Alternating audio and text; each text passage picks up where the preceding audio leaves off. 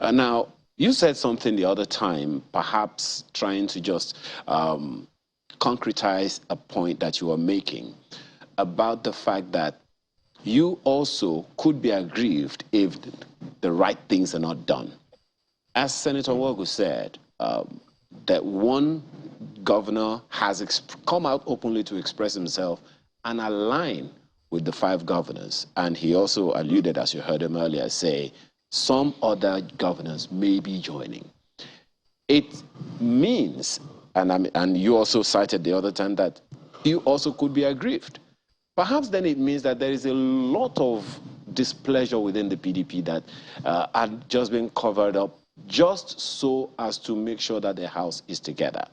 Now, it would seem then that the mechanisms for resolving issues and, making sure that the House stays as one within the PDP isn't as functional or as strong as it ought to be, isn't it?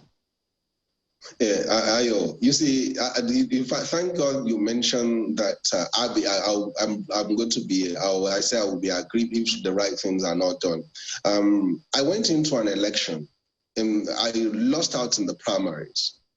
And the moment the elections were over, I reached out to the people that contested with and the winner, and I said, look, the most important thing for all of us now is to look for how to win the election. In fact, a committee was set up and they were supposed to dispatch a group of people to come and visit me in Kaduna to have a conversation with me. And when the chairman of that committee reached out to me, I said, no, it's not necessary. You do not need to risk your life coming all the way to Kaduna to come and meet me to say you are doing reconciliation. I'm a party man. I've joined this party because I believe that I have something to offer. And I believe that most people who are contesting for election, who contested for election, did this because they have something to offer. If for any reason they were not picked at the point of the election, all you need to do is to put your ideas on the table of the person that won the election and say, look, how do we work together to get this job done? So really, that I will be aggrieved, that does not mean that I will now look for a way to destroy the party or look for a way to bring down the party.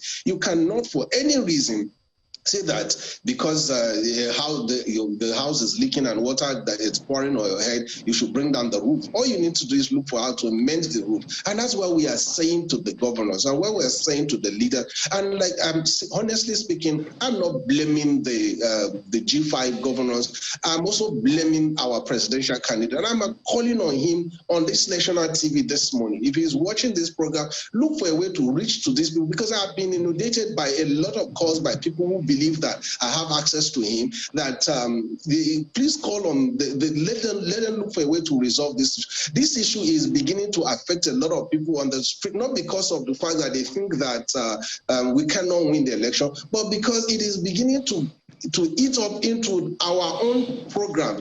Times that were like this. All right, gentlemen, we need to wind down. I should have been able to say a lot of things about the good things that Atiku has as a plan. But look at what we have done for the past 25 minutes on this beautiful platform. All we are talking about is the crisis in the party. We have not been able to talk about how to grow the GDP of the country. We are talking about oil and the issue of refineries and all that. All right, these Mr. are the things we need to go. Has, and we are not able to speak about these things. And every time we are invited to a platform such as this, I want our leaders to go and resolve this issue behind the closed doors and let us focus on. Well, it's up to them to do that. So